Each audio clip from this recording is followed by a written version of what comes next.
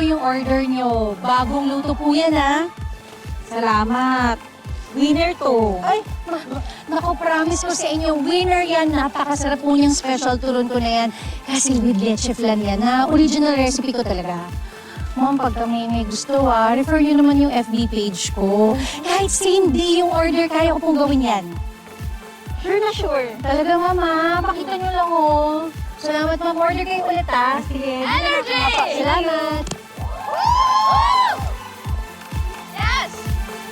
Si Bella ba yun? More! Last one!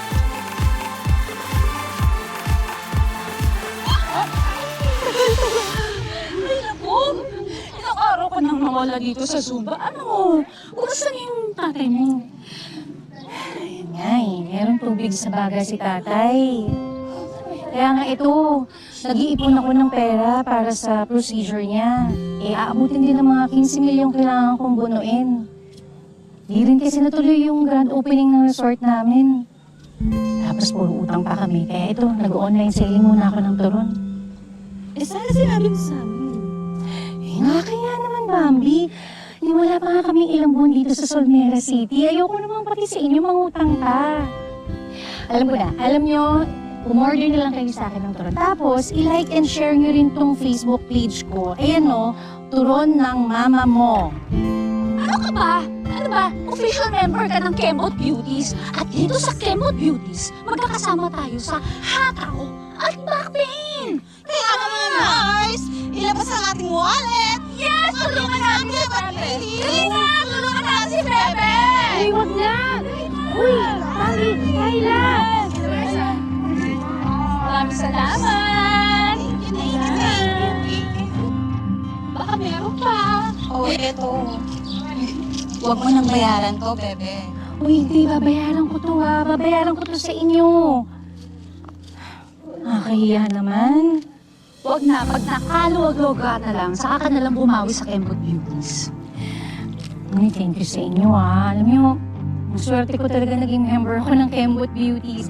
Yan nyo, pag okay na ako, may libreng turon kayo lahat sa akin. Yes! At tayo dyan, humataw na tayo! Ano mo yan, Bebe? Energy! Sige, tayo lang. Halika na, mag-warm up ka na, ilang araw ka na wala. Ano mo yung stress mo? Labas mo yung stress, halika na, halika na.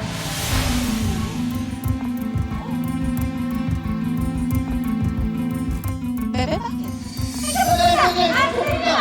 Ba't niyo sinira yung resort namin, ha? Sino kayo?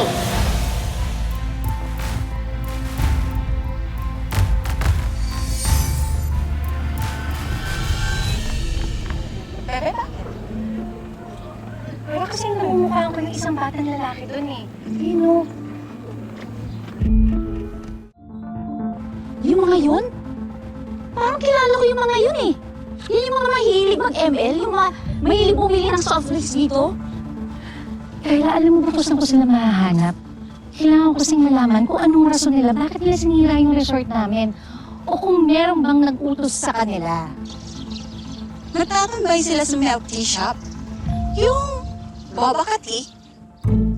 Uy, ano ka ba? Huwag mo naman tinatawag na boba si Bebe. Gagi, hindi. Boba ka tea, yun yung pangalan ng milk tea shop. Doon sila abangan, Bebe. Sige,